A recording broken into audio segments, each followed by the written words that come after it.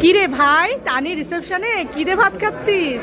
ও, তানি রিসেপশনে এখন করলো মাটন, আর মাটনের আগে পড়েছিল পোলাও। এবার মাটন দিয়ে পোলাও দিয়ে ভাত নিয়ে নিই, কারণ আমরা পোলাও লাভার আছি, পোলাওটা বেশি ভালো লাগে মাটন দিয়ে খেতে। আচ্ছা, কিরে মামাই, তুই তোর পকর বিয়েতে কি খাচ্ছিস?